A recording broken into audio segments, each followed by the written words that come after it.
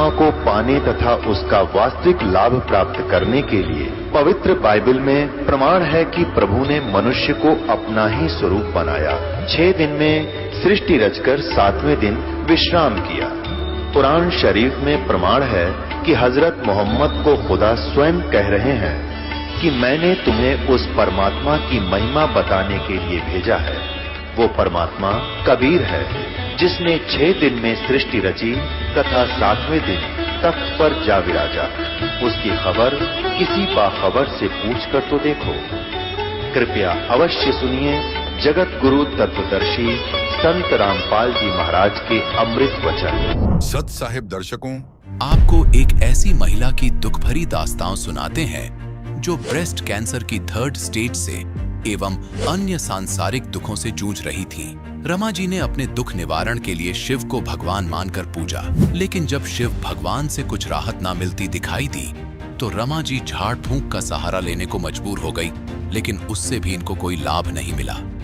लेकिन कहते हैं जब आप पूर्ण संत की शरण में आ जाते हैं तो आपके सारे दुखों का निवारण हो जाता है। इसलिए जब इन्होंने संत रामपाल जी महाराज जी की शरण ली तब इनकी कैंसर जैसी बीमारी, जिसको डॉक्टरों ने भी ठीक होने से मना कर दिया, वो कैसे छूमंत्र हो गई। दर्शकों, आइए जानते हैं रमा जी की जीवन परिवर्तन की कहानी इन्हीं की जुबानी। बहन जी नमस्कार। नमस्कार जी। क्या नाम है जी आपका? रमा शर्मा। कहाँ से आए हैं जी आप? गांव सुनी, जिला शिमला, हिमाचल प्रदेश। संत रामपाल जी महाराज जी से नाम दीक्षा आपने कब ली? 16 जून 2018। 2018 में संत रामपाल जी महाराज जी से जुड़े हैं? हाँ जी। संत रामपाल जी महाराज जी से नाम दीक्षा लेने से पहले आप क्या भक्ति साधना करते थे? मैं आम भक्ति करती थी जैसे सारे लोग करते।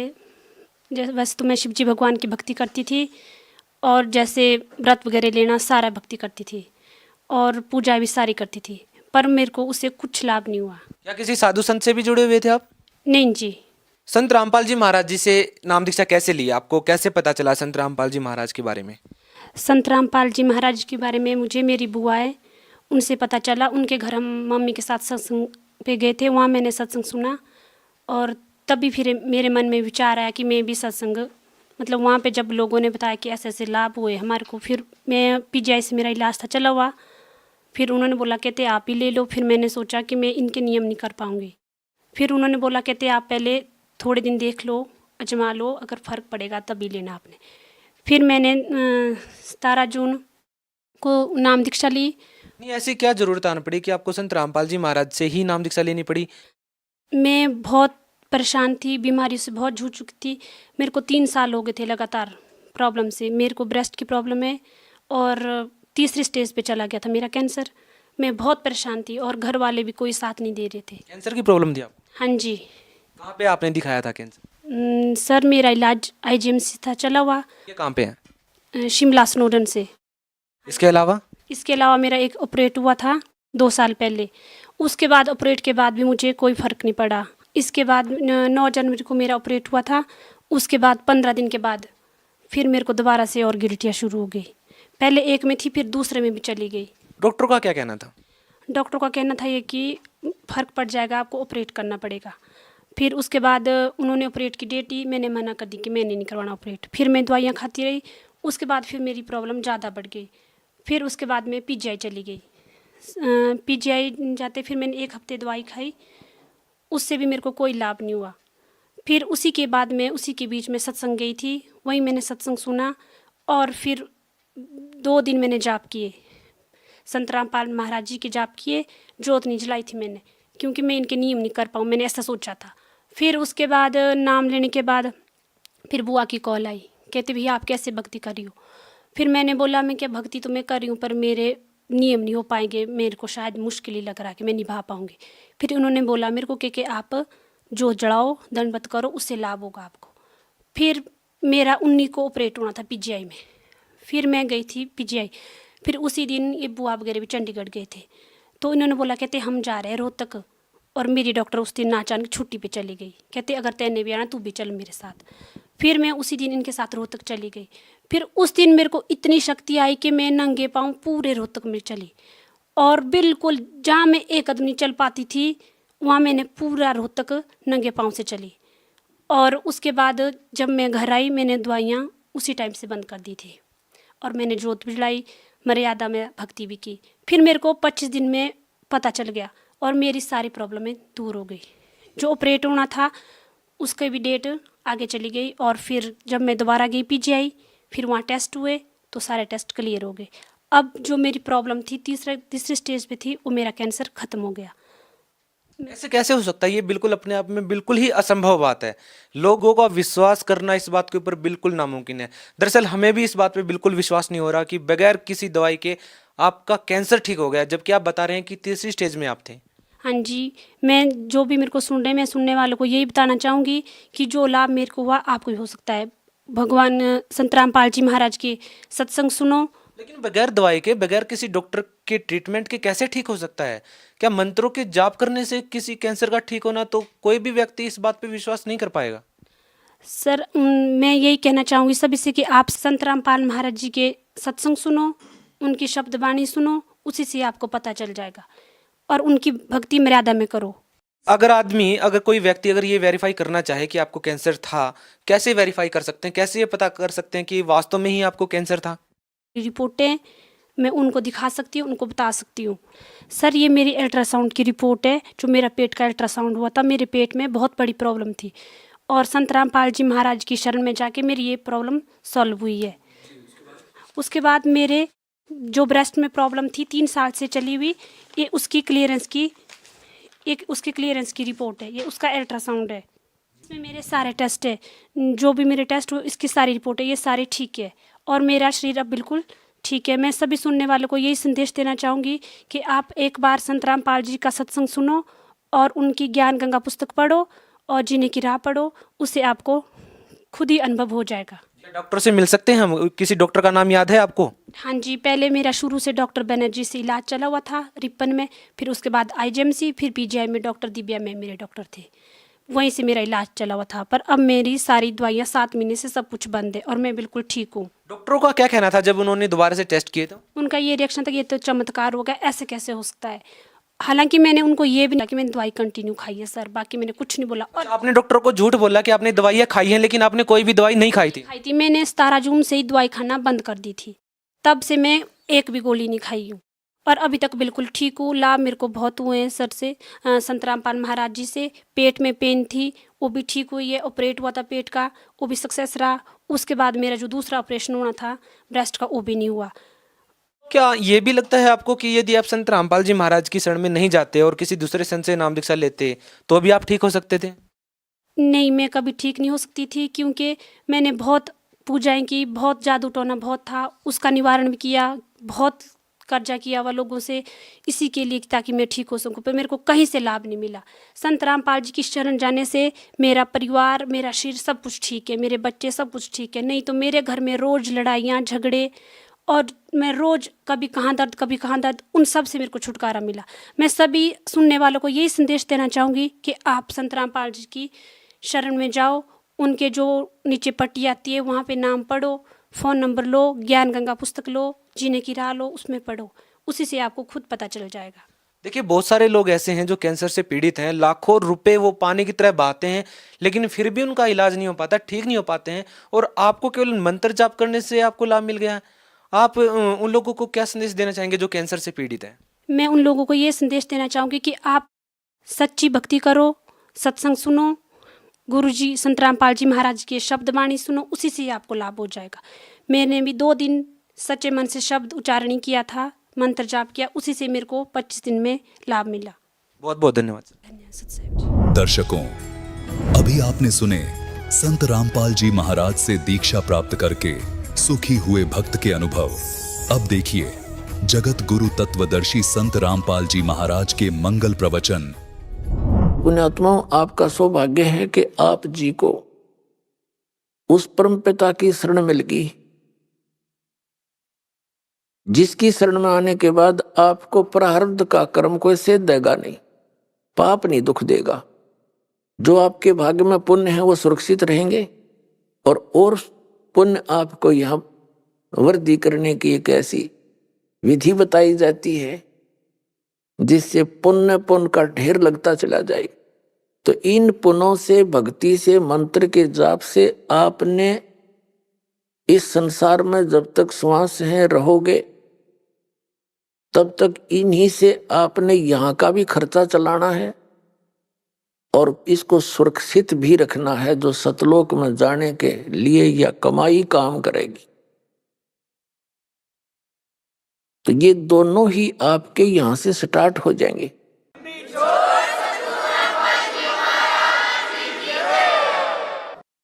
अब कबीर परमात्मा ने क्या बताया है, जग सारा रोगिया रे, जिन सतगुरु वैद न जाण्या, जग सारा रोगिया रे, जग सारा रोगिया रे, जिन सतगुरु वैद न जाण्या, जग सारा रोगिया रे। भाई जन्म मरण का रोग लग्या है, तरसना बडेरी खांसी, जन्म मरण का रोग लग्या है, तरसना बडेरी खांसी, आवागवन की डोर गले में, या पड़ी काल की फांसी, जग सारा रोगिया रे, जिन सतगुरु वैद न जाण्या, जग सारा रोगिया रे, जग सारा रोगिया रे, जिन सतगुरु वैद न जाण्या, जग सारा रोगिया रे। भाई सच्चा सतगुरु कोई न पूजे, इन झूठों जगपतियासी, सच्चा सतगुरु कोई न पूजे, इन झूठों जगपतियासी, अंधे की बां गई अंधे ने, ये मार्ग कौन बतासी, जग सारा रोगिया रे, जिन सतगुरु वैद न जाण्या, जग सारा रोगिया रे, जग सारा रोगिया रे, जिन सतगुरु वैद न जाण्या, जग सारा रोगिया रे।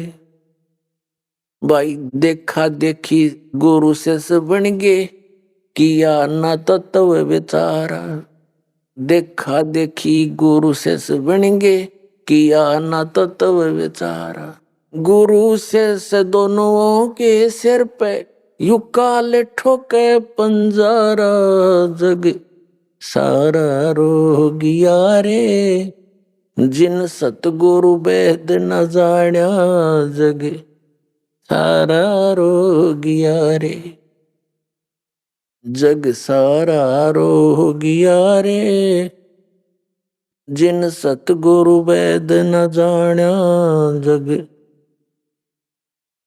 भाई सार शब्द सर जीवन बूटी, गैसे गैसे अंग लगावे, सार शब्द सर जीवन बूटी, गैसे गैसे अंग लगावे, कहे कबीर तुम सत कर मानो, ये जन्म मरण मिट जावे, जग सारा रोगिया रे, जिन सतगुरु वैद न जाण्या, जग सारा रोगिया रे, जग सारा रोगिया रे, जिन सतगुरु वैद न जाण्या, जग सारा रोगिया रे। भाई सार शब्द सर जीवन बूटी, गैस गैस अंग लगावे, सार शब्द सर जीवन बूटी, गैस गैस अंग लगावे, कहे कबीर तुम सत कर मानो, ये जन्म मरण मिट जावे, जग सारा रोगिया रे, जिन सतगुरु वैद न जाण्या, जग सारा रोगिया रे, जग सारा रोगिया रे, जिन सतगुरु वैद न जाण्या, जग सारा रोगिया रे। अब परमात्मा बताते हैं कि यहाँ सभी जन्म मरण के रोग से ग्रस्त हैं। आप जी श्री विष्णु जी श्री शंकर भगवान जी की पूजा करते थे, इनको अजर अमर मान के ये अज्ञानी गुरु लोग आपको मिसगाइड किए हुए थे। इन भगवानों की पूजा बता के और इनको मृत्युंजय और कालजय, सर्वेश्वर और महेश्वर, सर्व सुखदाई, सब पापों के नाशक बता के ये स्वयं स्वीकार करते हैं कि हमारा जन्म और मृत्यु होता है। हम अविनाशी नहीं हैं, हमारा जन्म और मृत्यु होता है। अपने आत्मा ये दंत कथा तो ये सुनाते सुनाते इन संतों ने बैठाई दिया। श्रद्धालु का स्वभाव होता है, विद्यार्थी होता है, और जिसके पास ये जाता है किसी के भी माध्यम से उसकी संत की पूरी महिमा उसके चेले द्वारा सुन के ही जाता है। बड़े पहुंचे हुए महात्मा है, फिर उसको शंकाएं नहीं रहती। जो ज्ञान वो देता सारा सर्वधार्य होता है। और साध भक्तों का एक विशेष स्वभाव होता है, वो ब्लाइंड फेथ करते हैं अपने उस गुरु पर, और ये नकली गुरुओं पर ब्लाइंड फेथ कर लिया और उन्होंने सारे उल्टे पाठ पढ़ा दिए।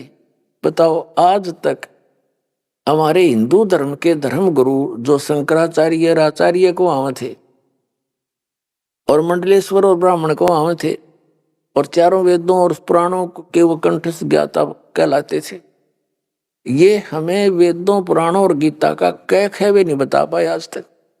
तो काय के सतगुरु थे ये? आप भी नरक गए और यजमानों को भी साथ लटका ले गए। अब देखो, आपको दिखाते हैं ब्रह्मा विष्णु महेश क्या बताते हैं अपने विषय में। श्रीमद देवी भागवत यानी श्री देवी पुराण, ये गीता प्रेस गोरखपुर से प्रकाशित है।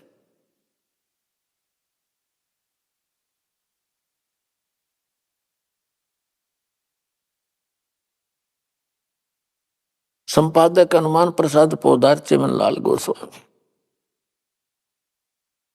और ये प्रकाशक में मुद्रक हैं गीता प्रेस गोरखपुर, गोविंद भवन कार्यालय कोलकाता का संस्थान है। ये इनके फोन और फैक्स नंबर। एक ही थोड़ा सा दिखा देते हैं आपको, सारा काम हल हो जाएगा। 123 पृष्ठ पर 3रा स्कंद। यहाँ विष्णु जी अपनी माता दुर्गा की स्तुति करते हुए कहते हैं, तुम शुद्ध स्वरूपा हो, यह सारा संसार तुम इसे उद्भासित हो रहा है। मैं ब्रह्मा और शंकर हम सभी तुम्हारी कृपा से विद्यमान हैं। हमारा आविर्भाव और तिरोभाव हुआ करता है। आविर्भाव माने जन्म, तिरोभाव माने मृत्यु। हमारा तो जन्म और मृत्यु हुआ करता, केवल तुम ही नित्य हो, जगत जननी हो, प्रकृति और सनातनी देवी हो। भगवान शंकर बोले, देवी यदि महाभाग विष्णु तुम्ही से प्रकट हुए हैं तो उनके बाद उत्पन्न होने वाले ब्रह्मा भी तुम्हारे बालक हुए। फिर मैं तमोगुणी लीला करने वाला शंकर क्या तुम्हारी संतान नहीं हुआ? अर्थात मुझे भी उत्पन्न करने वाली तुम ही हो। शिवे, संपूर्ण संसार की सृष्टि करने में तुम बड़ी चतुर हो। इस संसार की सृष्टि, स्थिति और संहार में तुम्हारे गुण सदा समर्थ हैं। उन्हीं तीनों गुणों से उत्पन्न हम यानी ब्रह्मा विष्णु एवं शंकर नियमानुसार कार्य में तत्पर रहते हैं। इस पवित्र पुराण ने, इस थोड़े से लेख ने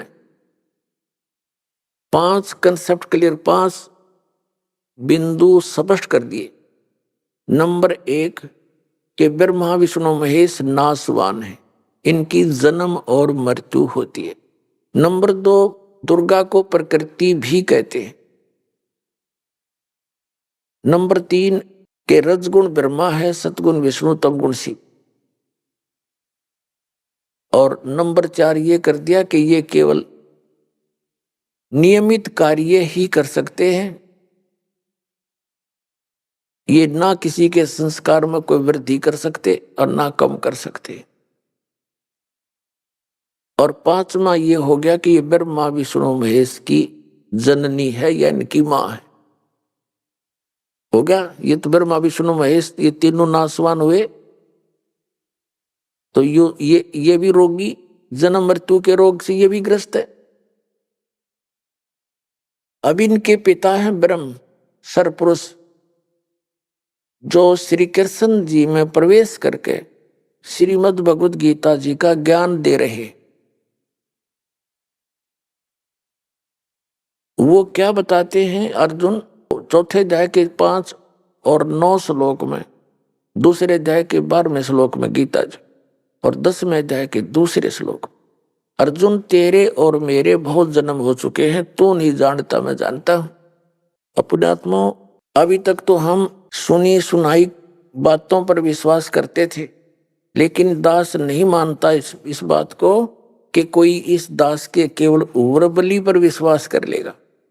ठीक है, जिन्होंने ये ज्ञान गहनता से सुन लिया उनको तो सारी बात स्पष्ट हो चुकी है, लेकिन इस सत्संग रूपी इस विद्यालय में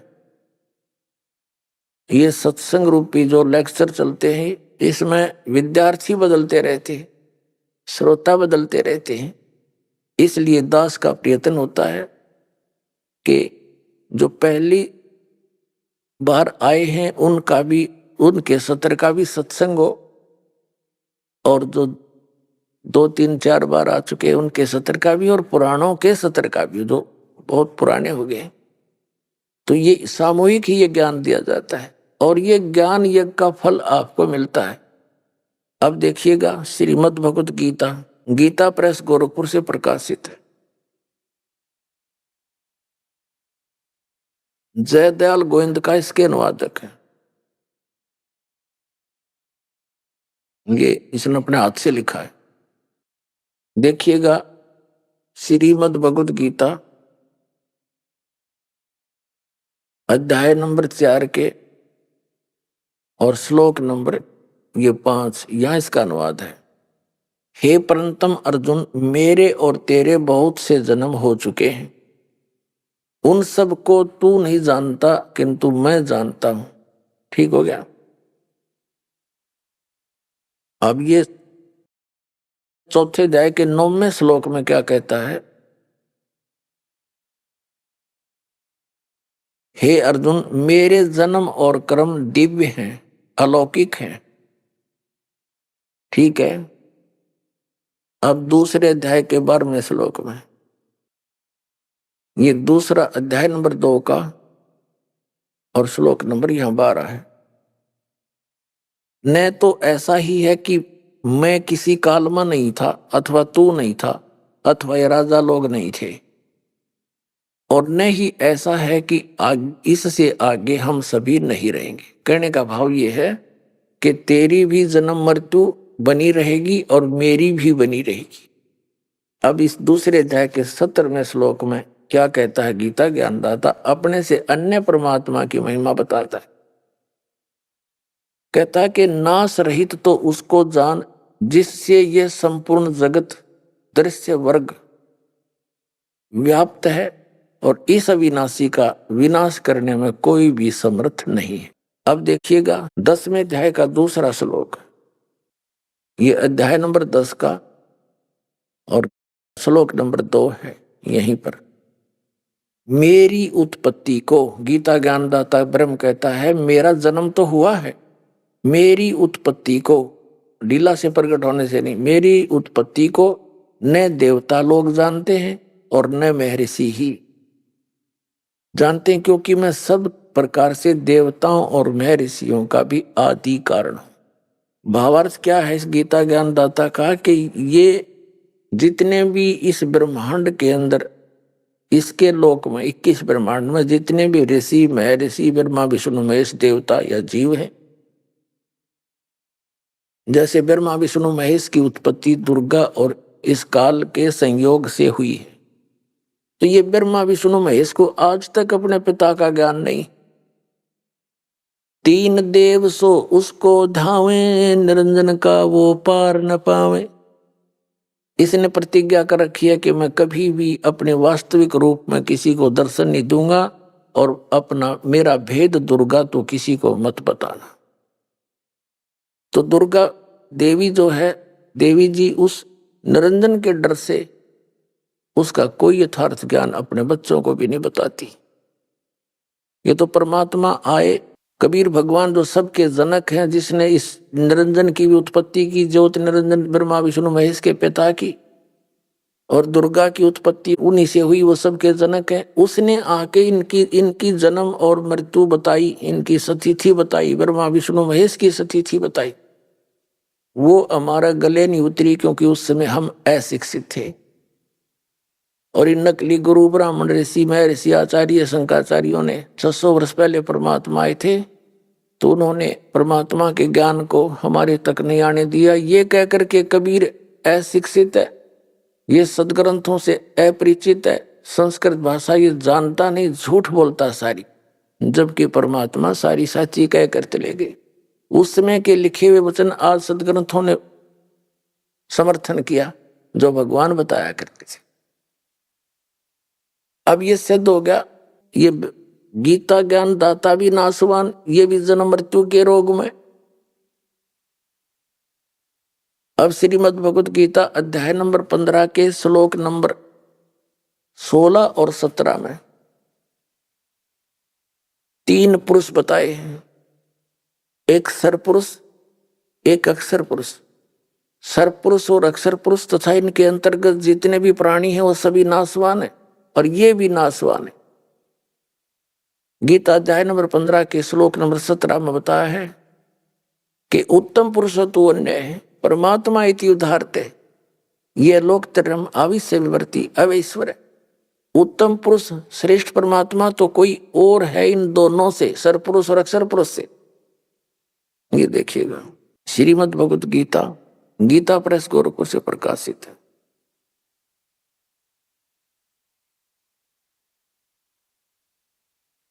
अध्याय नंबर 15 का श्लोक नंबर 16 और 17 दिखाते हैं आपको। श्रीमद् भगवत गीता अध्याय नंबर 15 का और श्लोक नंबर 16 यहां पर है।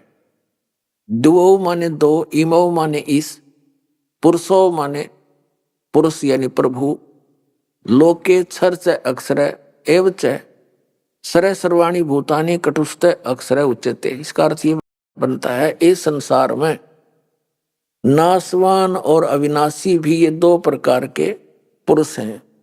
यहां इन्होंने अर्थ कर दिया, इनका नहीं, यह लिखना था जैसे ये संस्कृत को देखेंगे आसानी से समझना। ये इमौ दुऔ इमौ पुरुषो लोके सर से अक्षर है, यहां लगाना था इस लोक में 2 सरपुरुष और अक्षर पुरुष। सरपुरुष ये ब्रह्म है, सरब्रह्म, और अक्षर पुरुष ये परब्रह्म है। ये दो पुरुष हैं, ये 2 भगवान हैं। यहां देखना, इस संसार में सरपुरुष और अक्षर पुरुष लिखना था यहाँ पर। ये 2 प्रकार के प्रभु हैं, पुरुष माने पुरुष हैं, ये 2 प्रकार के हैं। और इस सब प्राणियों के, संपूर्ण प्राणियों के शरीर नासवान है, जीवात्मा किसी की नहीं मरती।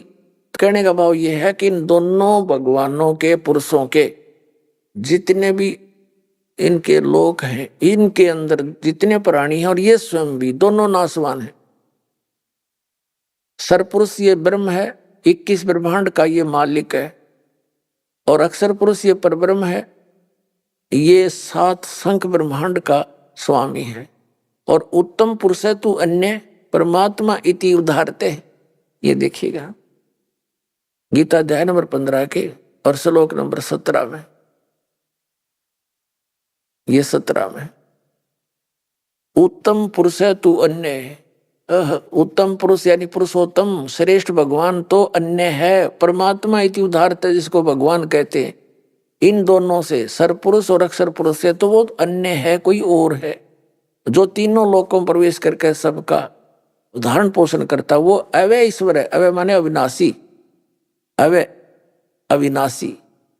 यहां देखिएगा, उत्तम पुरुष तो अन्य ही है, इन दोनों से भी न्यारा है वो, जो तीनों लोकों में प्रवेश करके सबका धारण पोषण करता है। वो अविनाशी परमेश्वर परमात्मा कहा गया है। अपने आत्मा गीता ज्ञानदाता कहता है, अर्जुन यदि तूने मेरी शरण में रहना है तो युद्ध भी करना पड़ेगा। 8वें अध्याय के 5 और 7 श्लोक में गीता ज्ञानदाता कहता है कि तू युद्ध भी कर, मेरा स्मरण भी कर, मुझे प्राप्त होगा। लेकिन जहां युद्ध करना पड़े फिर वहां शांति नहीं हो सकती। इसलिए 8वें अध्याय के 8, 9, 10 श्लोक में कहा कि तू उस परमात्मा की भक्ति, परम अक्षर ब्रह्म की, उत्तम पुरुष है, तू अन्य उसकी भक्ति करेगा तो उसको प्राप्त होगा। मेरी भक्ति करेगा तो मुझे प्राप्त होगा। लेकिन मेरी भक्ति करेगा तो युद्ध करना पड़ेगा, शांति नाम की चीज नहीं। 18वें अध्याय के 62वें श्लोक में कहा कि अर्जुन तू सर्वभाव से, गीता जी में कहा है कि सर्वभाव से उस परमेश्वर की शरण में जा, उसकी कृपा से तू परम शांति को और सनातन परम धाम को, सनातन यानी सबसे सदा का रहने वाला शाश्वत स्थान को प्राप्त होगा। 15वें अध्याय के 1 से लेकर 4 में ये स्पष्ट किया है कि ऊपर को जड़, नीचे को तीनों गुण रूपी शाखा वाला यह उल्टा लटका हुआ संसार रूपी वृक्ष है। और जो संत इसके सभी भाग बता देगा, तना कौन है, डार कौन है, शाखा कौन है और जड़ कौन है, कौन भगवान है, तो वो सवेदवित, वो तत्वदर्शी संत है। उसके पश्चात परमेश्वर के उस परम पद की खोज करनी चाहिए जहां जाने के बाद साधक कभी लौटकर संसार में नहीं आते। और जिस परमात्मा ने सभी ब्रह्मांडों की रचना की है, जो सबका उत्पादक है, और मैं उसी की शरण में हूं, उसी की भक्ति करनी चाहिए और किसी की नहीं। स्पष्ट हो गया। अब इनकी थोड़ी सी आयु बताते हैं। जैसे एक ब्रह्मा जी की मृत्यु कैसे होती है,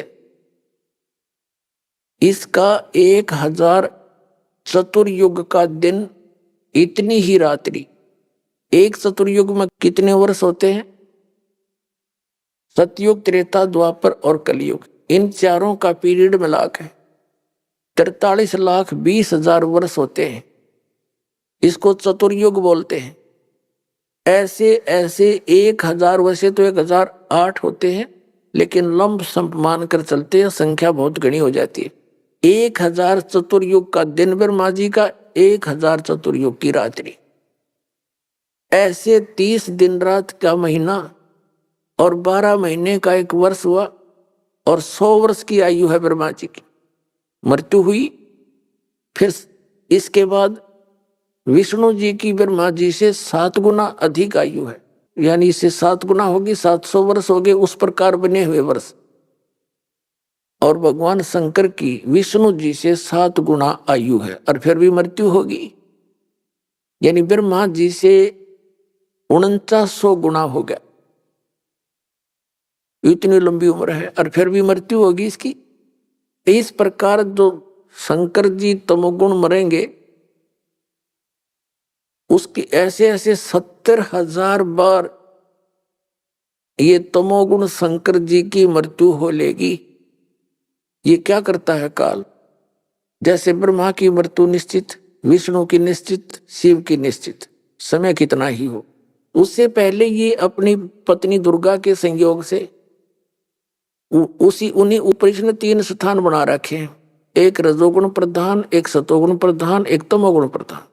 जैसे एक कक्ष में, एक मकान में 3 कक्ष हों, एक कक्ष के अंदर साधु संत फकीरों के चित्र लगे हों, दूसरे में अश्लील चित्र लगे हों, और तीसरे में देशभक्त शहीदों के चित्र लगे हों। तो जिस भी कक्ष में जैसे चित्र लगे हैं, व्यक्ति का वहां वैसा ही मन बन जाता है, वैसी उसकी भावना जब तक उसमें रहेगा, उनके सब चित्रों को, उनको देखकर उनके गुणों को वैसा ही स्वभाव बन जाता है। तो ऐसे ही इसने ऊपर अपने ब्रह्मांड के ऊपरले स्थान पर एक गुप्त स्थान बना रखे हैं। तो वहां इसने ऐसे 3 स्थान बना रखे हैं। तो वहां दुर्गा को जब ये ब्रह्मा जी की उत्पत्ति करता है नए जीव की, तो दुर्गा को बना लेता है सावित्री रूप, और स्वयं बन जाता है पंचमुखी ब्रह्मा।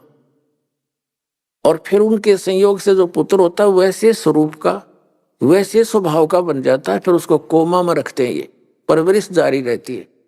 ब्रह्मा की मृत्यु होते ही युवा ब्रह्मा को एज इट इज रख देते हैं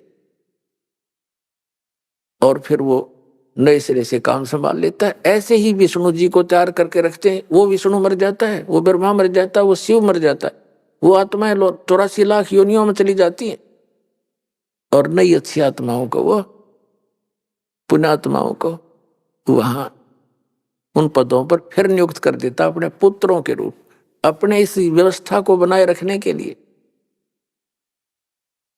तो 70,000 बार जब यो तमोगुण शिव की मृत्यु हो जाती है तब एक ब्रह्मांड का पूरा विनाश हो जाता है।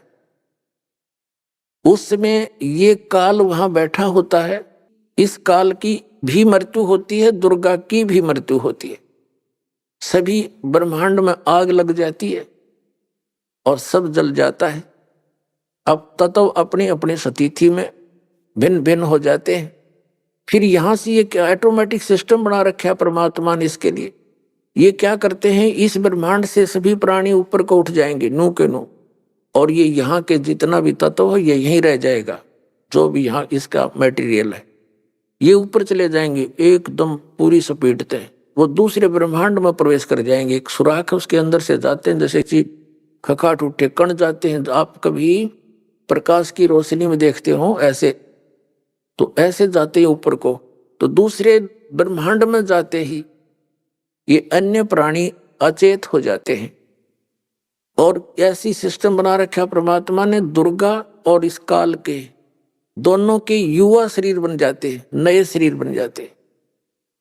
तो ये फिर अपने संयोग से, अपने वचन से, कुछ अपने मैथुन क्रिया से पुनः फिर दूसरे ब्रह्मांड में सृष्टि रचते हैं और फिर इसी प्रक्रिया से धीरे धीरे वहां पूरा फैल जाता है। तब तक अरबों और खरबों वर्षों के बाद नंबर आता है दूसरे ब्रह्मांड का। तब तक इसके अंदर जो भी मटेरियल है एज इट इज रहता है। फिर वो धीरे धीरे प्रकृति के नियम से अपने आप ये सब बनते चले जाते हैं। पृथ्वी बनती है, फिर उसको प्रसारी व्यवस्था बनती है। ये इन पर ये वैज्ञानिक माथापच्ची करते रहते हैं, ये धातु ज्ञान के आसपास भी नहीं पहुंच सकते। तो फिर क्या होता है, इस प्रकार इनकी मृत्यु होती है। ऐसे जो 70,000 बार तमोगुण शिव की मृत्यु के बाद जो एक ब्रह्म मरा, सरपुरुष की मृत्यु हुई, ये एक युग माना जाता है। किसका? अक्षर पुरुष का, अक्षर पुरुष का एक युग हो गया। और ऐसे ऐसे 1000 युग का उस अक्षर पुरुष का दिन, इतनी ही रात्रि, और ऐसे 30 दिन रात का एक महीना, और 12 महीने का उसका एक वर्ष, और 100 वर्ष की आयु उस अक्षर पुरुष की, उसकी भी मृत्यु। अब देखो पुण्यात्मा हो, कितनी लंबी उम्र है उस अक्षर पुरुष की। अपने पास कोई कैलकुलेशन नहीं, सिर्फ इस प्रकार ही ये इसको काउंट किया जा सकता है जैसे दास आपको बता रहा। और फिर उसकी भी मृत्यु। तो यहां बताते हैं आदरणीय गरीबदास साहिब जी परमात्मा कबीर जी से प्राप्त ज्ञान के आधार से, एती उम्र बुलंद मरेगा अंतरे, क्योंकि कोई सतगुरु लगे न कान न भेटे वो संतरे। इतनी लंबी भी आयु आपकी हो जाएगी तो भी अंत में मृत्यु होगी।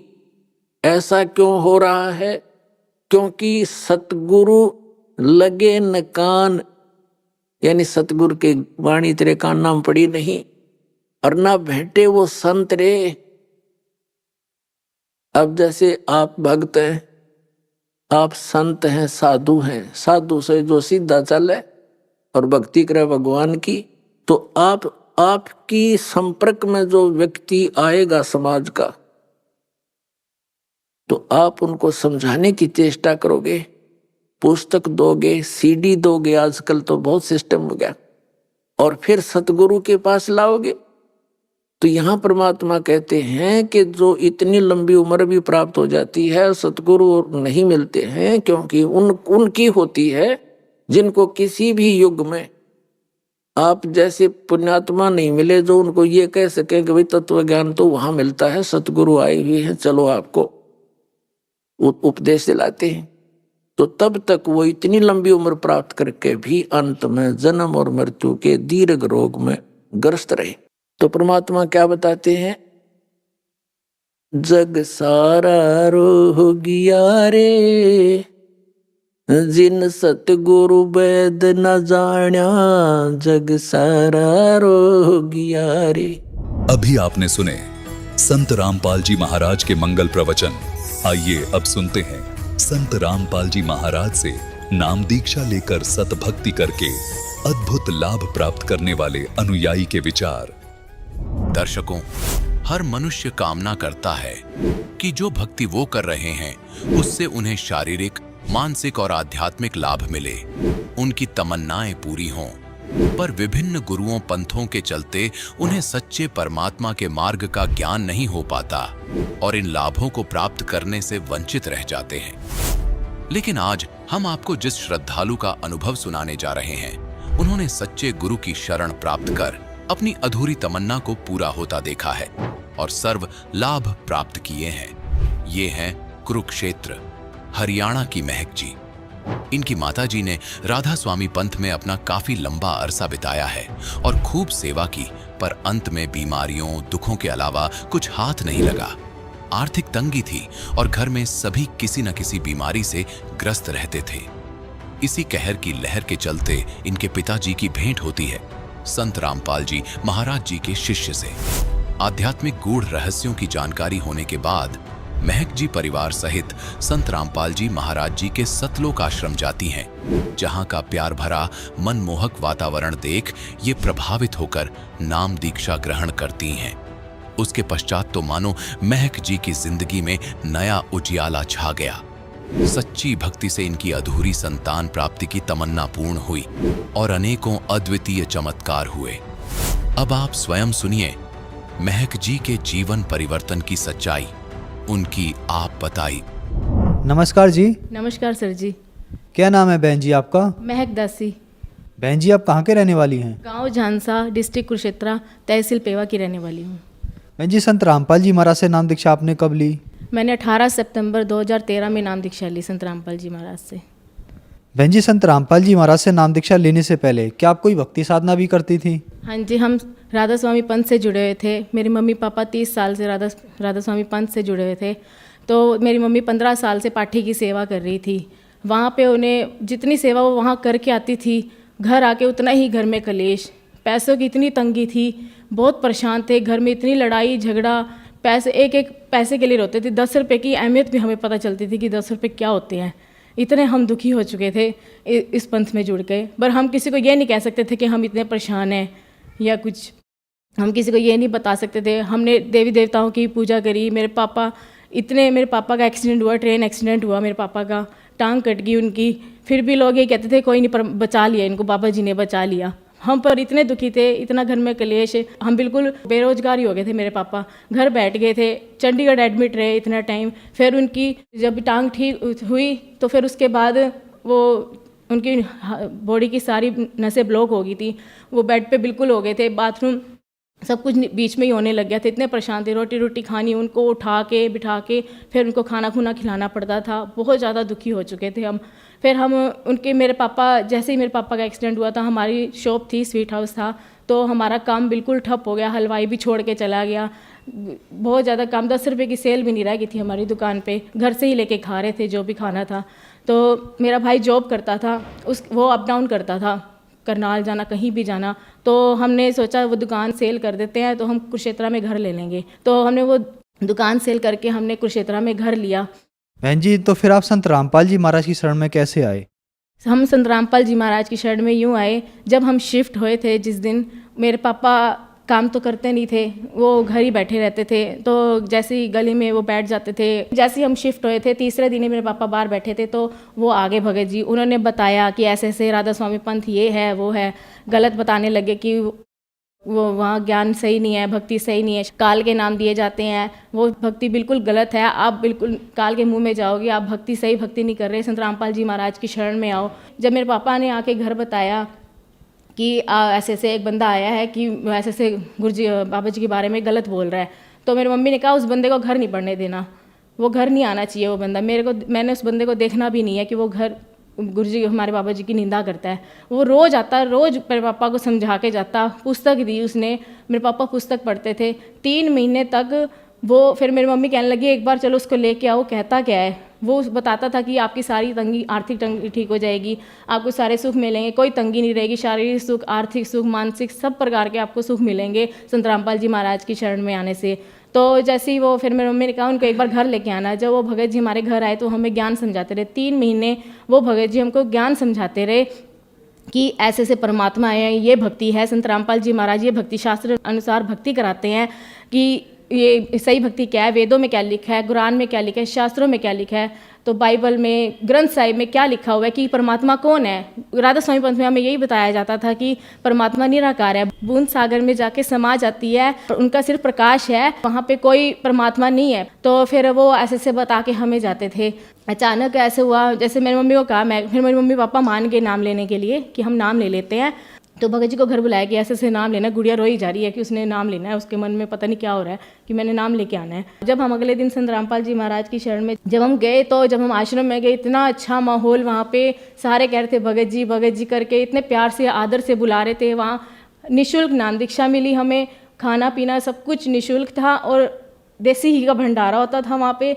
वहाँ ऐसा माहौल हमें कहीं भी देखने को नहीं मिला। संत रामपाल जी महाराज की जब शरण में गए हम, तो जब हम लाइन में, जब दर्शनों की लाइन में लगे, तो हमें संत रामपाल जी महाराज ने जब दर्शन दिए, सिर पे हाथ रखा। जब मेरी मम्मी के सिर पे हाथ रखा तो मेरी मम्मी के सिर पे ऐसी चक्की, मम्मी कहती ऐसी चक्की घूमी कि इतना सिर से जैसे पता नहीं टनों वजन मेरा सिर से हल्का कर दिया परमात्मा ने। मेरी मम्मी ने कहा कि गुरुजी हम संत रामपाल जी महाराज, जब हम राधा स्वामी पंथ से जुड़े थे 30 साल से, तो संत रामपाल जी महाराज ने कहा बेटा तुम काल के जाल से बच के आए, परमात्मा ने तुम्हें निकाल लिया वहाँ से। हम ऐसे संत रामपाल जी महाराज की शरण में आए।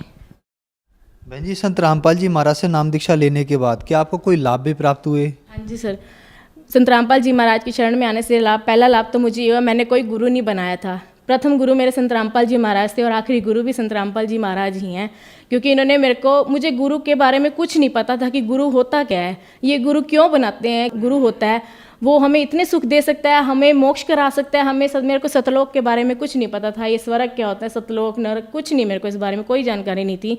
मेरे को संत रामपाल जी महाराज की शरण में आने से ही सारी जानकारी मिली है कि मोक्ष क्या होता है, ये नाम क्या होते हैं, ये काल के नाम है, ये नाम कैसे होते हैं, इनसे क्या सुख मिलता है, क्या नहीं मिलता। ये हमें संत रामपाल जी महाराज की शरण में आने से मेरे को मिला। सबसे पहला लाभ तो मुझे यही मिला। संत रामपाल जी महाराज की शरण में आने के बाद मेरी मम्मी की थायराइड की प्रॉब्लम ठीक हो गई थी। मेरी मम्मी थायराइड की गोली खाती थी, 8-10 साल से मेरी मम्मी थायराइड की गोली खा रही थी। वो संत रामपाल जी महाराज ने नाम लेने से वो मेरी मम्मी की दवाई बंद होगी, अब वो ठीक है। थायराइड की प्रॉब्लम उन्हें उसके बाद कोई प्रॉब्लम नहीं आई। तीसरा लाभ मुझे ये मिला, मेरी शादी के बाद मेरे पास बेबी नहीं था, मेरे को डेट की प्रॉब्लम थी। तो मैं बहुत परेशान थी, मैं दवाइयाँ कर करके थक गई थी।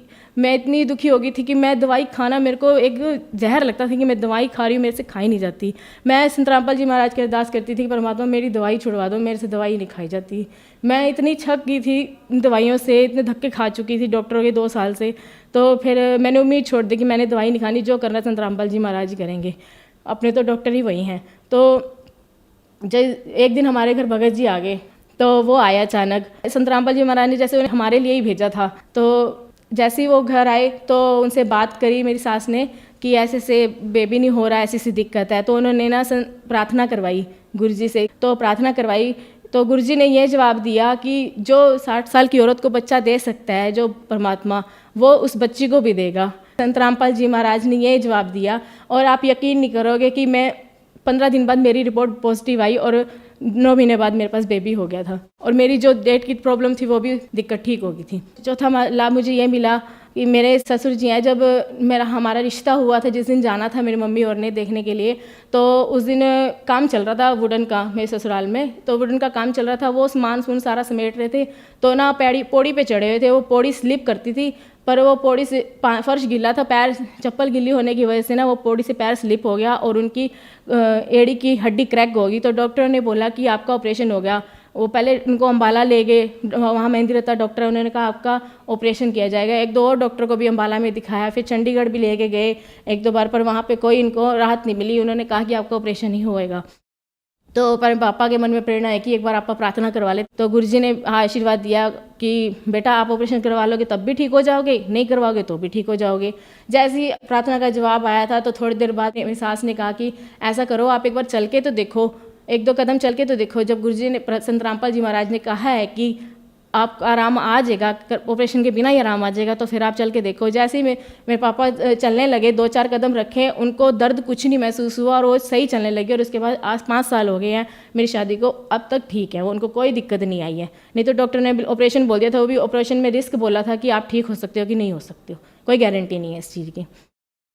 और छठा मुझे ये हुआ था कि मेरे पास ससुर जी ने ना शॉप सेल करी थी हमारी रिलेशन में ही। तो हमारे ना पैसे उसने दिए नहीं, 2.5 साल हो गए थे, 8 लाख रुपए थे, हमारी पैसे नहीं मिल रहे थे। हमने कितनी बार उसको बोला, पापा बहुत दुखी होते थे, परेशान होते थे, रकम छोटी नहीं थी, परेशानी बहुत ज़्यादा हो रही थी कि कैसे मिलेंगे हमें पैसे। हम उसको इतना बोलते थे, वो कहता मेरे पास अभी नहीं है, प्रॉपर्टी बहुत मंदी हो रही है, मैं नहीं दे सकता अभी।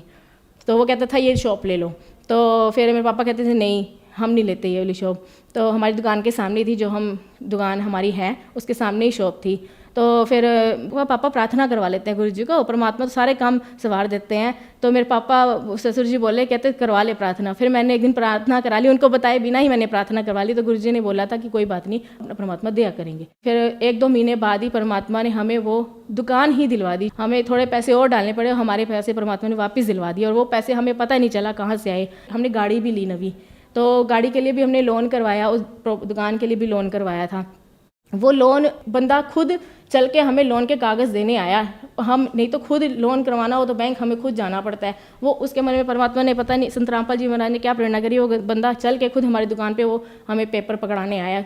तो एक और लाभ ये है कि मेरे पित्ते में पथरी थी, जो डॉक्टर ने मुझे कह दिया था, जितने भी डॉक्टर थे मेरे को यही कहते, जिनके पास गई मैं, उन्होंने मेरे को ये बताया कि आपके पित्ते में पथरी है, आपका ऑपरेशन ही होगा, गॉल ब्लैडर निकाल दिया जाएगा, तो इसका और कोई इलाज नहीं है। और उसके बाद कोई खाने में इतनी दिक्कत, सब कुछ इतनी दिक्कत, इतनी मैं ये सोच के घबराती थी कि क्या बनेगा मेरा, मैं कुछ भी खाऊंगी मेरे को दिक्कत रहेगी। क्योंकि मेरी रिलेशन में कई ऐसे हैं तो जिन्होंने ऑपरेशन करवाया और वो बहुत दुखी हैं, तो मैं बहुत दुखी होती थी। मेरी डिलीवरी भी ऑपरेशन से हुई थी, मेरे को बहुत परेशानी थी कि मैं अब नहीं ऑपरेशन करवाना चाहती, जो करेंगे गुरुजी ठीक करेंगे। मैंने गुरुजी को प्रार्थना कराई, गुरुजी ने कहा कि भक्ति करो, अपने परमात्मा दया करेंगे। तो मेरी डिलीवरी के महीने बाद ही मेरे को इतनी दर्द उठ गई थी, महीने बाद दर्द उठती थी, वो मेरी दिनों दिन बढ़ती चली गई। रोज़ मेरे को दर्द आने लगी, खाना पीना मेरा हराम हो गया था कि मैं 1 मिनट भी अगर एक निवाला रोटी का भी गले से नीचे उतर है ना, तो मेरे को दर्द उसी टाइम शुरू हो जाती थी कि मैं क्या खाऊं, मैं भूखी मर जाती थी। अपने बच्चे को फीड देनी, मैं इतनी परेशान हो जाती थी, मैं करूँ तो करूँ क्या। बस संत रामपाल जी महाराज आप ही मेरे को ठीक करो, मैं तो बहुत परेशान हो गई हूँ। तो जैसी मेरी दर्द इतनी बढ़ गई, 2-3 दिन तो मेरे से कुछ नहीं खाया गया। डॉक्टर पास गए इंजेक्शन लगवाने दर्द का, तो उन्होंने कहा कि आप ना वहाँ कुरुक्षेत्र दिखा लो डॉक्टर को, अग्रवाल डॉक्टर है वहाँ पे दिखाओ। उन्होंने कहा, फिर उनसे राय ली, उन्होंने कहा स्टंट डलेगा आपका। तो स्टंट डलने के बाद आपको पित्ता निकाला जाएगा, क्योंकि मेरी जो गॉल ब्लैडर की पथरी थी वो नली में फंस गई थी और इसकी वजह से जॉन्डिस हो गया था। जॉन्डिस की वजह से मेरी हालत ज़्यादा ख़राब हो गई थी, दर्द इतनी रह रही थी, वो सूज गई थी। 4.2 mm की नली थी और पथरी फंसने की वजह से 9.4 mm की हो गई थी नली, तो उसकी वजह से इतनी दर्द होती थी। उसी वजह से ही मेरे से खाया पिया नहीं मुझसे जाता था। जब हम डॉक्टर पास गए, डॉक्टर ने कहा कि आप पंचकुला जाओ, वहाँ पे स्टंट डलेगा, स्टंट डलने के बाद आपका ऑपरेशन किया जाएगा। तो फिर हम वहाँ गए, वहाँ पे हम स्टंट डलवा के आए। स्टंट डलवाने के बाद मेरी दर्द तब भी ख़त्म नहीं हुई। वो नली में से पथरी जरूर निकल गई, पर मेरी दर्द नहीं गई, स्वेलिंग जो थी उसकी वजह से मेरी दर्द नहीं गई। तो जब हम आए, एडमिट रही 4 दिन मैं अग्रवाल हॉस्पिटल में, बहुत ज़्यादा परेशान होगी मैं। डॉक्टर ना आगे टालते गए कि आपकी डेट आगे रख देंगे, आप हफ्ते बाद आ जाना। उन्होंने कहा ऑपरेशन कर देते, मैं कहा नहीं, मैंने ऑपरेशन नहीं कराना, मेरा मन इतना था मैं ऑपरेशन नहीं कराऊंगी, जो करेंगे गुरुजी ठीक करेंगे, मैं दर्द सहन कर लूँगी, पर मैं मैं ऑपरेशन नहीं करवाऊंगी, मैंने नहीं अपना ऑपरेशन करवाना दोबारा। तो फिर मेरे फादर इन लॉ ने, पता नहीं परमात्मा ने क्या प्रेरणा करी कि जैसे हम जिस दिन हमने फिर स्टंट निकलवाना था, लास्ट दिन था स्टंट निकलवाने का, आखिरी डेट आई थी, तो मेरी सास के मन में प्रेरणा है कि चल एक बार अल्ट्रासाउंड करवा लेते हैं, क्या रिपोर्ट आएगी। तो उन्हें फिर वहाँ जब गए हम कुरुक्षेत्र अल्ट्रासाउंड करवाने, तो मेरी गोल ब्लैडर में स्टोन एक भी नहीं था और मेरा गोल ब्लैडर बिल्कुल क्लियर था। मैं इतनी खुश हुई, परमात्मा के दंडवत प्रणाम किए संत रामपाल जी महाराज के आगे कि संत रामपाल जी महाराज आपने बहुत दया की। मैं इतना रोई संत रामपाल जी महाराज के आगे, परमात्मा ने मेरे ऊपर बहुत दया करी। जब हम आए घर तो अगले दिन हमने वहाँ जाना था चंडी पंचकूला जब हम गए तो वहाँ पे डॉक्टर को रिपोर्ट दिखाई। डॉक्टर तो हैरान हो गए कि पित्ते की पथरी निकल गई है और बिना ऑपरेशन के निकल गई है। तो हमने कहा हम संत रामपाल जी महाराज की शरण में जुड़े हुए हैं, उन्होंने ही हमारी पथरी निकाली है, नहीं तो हमने तो ऑपरेशन ही करवाना था। फिर हम स्टंट निकलवा के घर आए, उसके बाद मैं बिल्कुल ठीक हूँ, मेरे को कोई दिक्कत नहीं है। मैंने अल्ट्रासाउंड भी करवाया था, मेरी रिपोर्ट बिल्कुल नॉर्मल आई है, कोई दिक्कत नहीं है संत रामपाल जी महाराज की। जैसे ये परमात्मा संत रामपाल जी महाराज ने मुझे सुख दिए। सर ये मेरी रिपोर्ट है, गोल ब्लैडर में मल्टीपल कैलकुली, तो थोड़ी छोटी छोटी पथरियाँ थी गोल ब्लैडर में, भरा हुआ था गोल ब्लैडर मेरा पथरी से। फिर ये इसके बाद ये मेरी स्टंट डलने से पहले की रिपोर्ट है, जब मेरी पथरी दिखाई गई थी। उसके बाद मेरी ये रिपोर्ट है, जब मैंने स्टंट निकलने से एक दिन पहले करवाई थी। ये गोल ब्लैडर इस वो नॉर्मल इस थिकनेस, मतलब ये वाली रिपोर्ट है, कोई पथरी नहीं है, बिल्कुल क्लियर है पथरी। उसके बाद मेरे को कोई दिक्कत नहीं आई, मैंने 1-2 बार और अल्ट्रासाउंड करवाया, कोई भी दिक्कत नहीं आई, बिल्कुल नॉर्मल है। इस रिपोर्ट को देखने के बाद संत रामपाल जी महाराज पे मेरा इतना विश्वास बन गया कि उन्होंने ही मेरा बिना ऑपरेशन के ही मेरे गोल ब्लैडर से पथरी निकाल दी। उन्होंने इतनी दया करी मुझ पर। मैं सोचती थी परमात्मा लाभ कैसे देता है, कैसे करता है परमात्मा, ऐसे भी लाभ देता है, इतने सुख देता है परमात्मा। संत रामपाल जी महाराज ने मुझे इतने सुख दिए, मुझे नहीं उम्मीद थी कि ऐसे कोई सुख मुझे मिलेंगे। इतने लाभ दिए परमात्मा ने, संत रामपाल जी महाराज ने। अगर मैं सुबह से शाम हो जाएगी, मैं आपको ये लाभ बताते बताते इतने छोटे छोटे लाभ दिए परमात्मा। मन की इच्छाएं सारी पूरी करते हैं, जो हम सोचते थे कि ऐसा कोई परमात्मा है जो हमारी इच्छा पूरी करता होगा। संत रामपाल जी महाराज वही परमात्मा ही है, संत रामपाल जी महाराज जिन्होंने मुझे इतने सुख दिए, और आज उनके गुणों का उनका गुणगान करती फिरती हूँ कि यही संत रामपाल जी पूर्ण परमात्मा है और इस धरती पर आए हुए हैं। जैसा कि आपने बताया कि पहले आप राधा स्वामी पंथ में जुड़े हुए थे, वहाँ आपने बहुत सारी भक्ति साधना की, वहाँ आप बहुत ज़्यादा परेशान भी रहे, आपके फादर भी बहुत ज़्यादा बीमार रहे, लेकिन आप लोग संत रामपाल जी महाराज की शरण में आए तो आपने बताया कि आपकी पथरी बगैर ऑपरेशन के संत रामपाल जी महाराज ने ठीक की। तो संत रामपाल जी महाराज में ऐसा क्या है जो इतनी भक्ति साधना करने के बाद भी पहले आप वहाँ ठीक नहीं हो रहे थे और फिर आप संत रामपाल जी महाराज के पास आकर ठीक हुए? संत रामपाल जी महाराज शास्त्र अनुकूल भक्ति कराते हैं, वेदों शास्त्रों से प्रमाणित भक्ति कराते हैं। उन्होंने ही बताया कि परमात्मा कौन है। संत रामपाल जी महाराज ने ही बताया कि पूर्ण परमात्मा कबीर साहब जी हैं, जो इस धरती पर 600 साल पहले भी आए थे और आज संत रामपाल जी महाराज के रूप में आए हुए हैं। तो उनसे हमने भक्ति जब प्राप्त करी, उन्होंने कहा सुख आपको भक्ति से ही मिलेंगे। और जैसे जैसे हम भक्ति करते गए, हमें संत रामपाल जी महाराज ने इतने सुख दे दिए कि आज उनकी गिनती नहीं है, इतने सुख दिए हैं। पर आज किसी घर में किसी प्रकार की कोई कमी नहीं है। आज संत रामपाल जी महाराज ने इतना कुछ दे रखा है हमें, आज हम उनके गुण गाते हैं परमात्मा संत रामपाल जी महाराज के, कि आज बहुत ज़्यादा उन्होंने हम पे दया कर रखी है। बहन जी, संत रामपाल जी महाराज से नाम दीक्षा लेने के बाद आपको बहुत सारे लाभ प्राप्त हुए, तो जो श्रद्धालु आज आपको देख रहे हैं, खास करके वो महिलाएं जो आज भी दुखी है, उनके लिए आप क्या कहना चाहेंगी?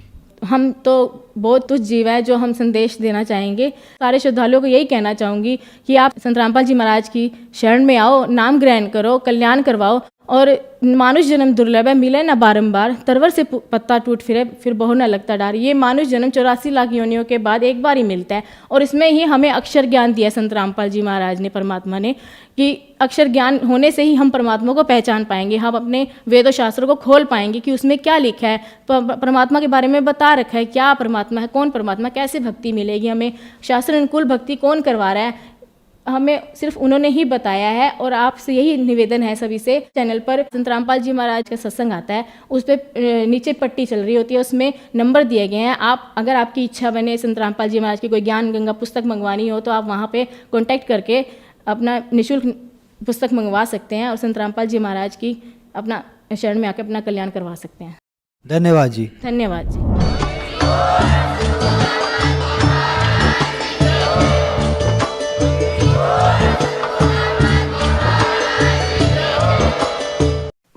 आप सुन रहे थे जगत गुरु तत्वदर्शी संत रामपाल जी महाराज के मंगल प्रवचन।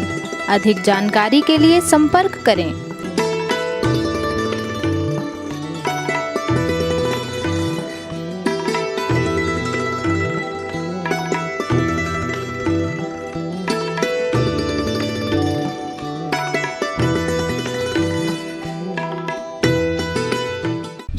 तत्वदर्शी संत रामपाल जी महाराज जी के पावन सानिध्य में भक्ति की अलख जगाने तथा श्रद्धालुओं को सत्य भक्ति मार्ग का रास्ता दिखाने हेतु कनाडा के लोकप्रिय चैनल द TVNRI चैनल पर जगत गुरु तत्वदर्शी संत रामपाल जी महाराज जी के मंगल प्रवचनों का प्रसारण प्रतिदिन सुबह 7:30 बजे से 8:30 बजे तक तथा रात्रि 7:30 बजे से 8:30 बजे तक किया जा रहा है। इस सत्य भक्ति मार्ग को अपनाने के लिए अधिक से अधिक सत्संग प्रसारण देखें। इस सत्संग प्रवचन का सीधा प्रसारण संत रामपाल जी महाराज लाइव सत्संग YouTube चैनल और जगत गुरु संत रामपाल जी महाराज Facebook पेज पर भी देख सकते हैं।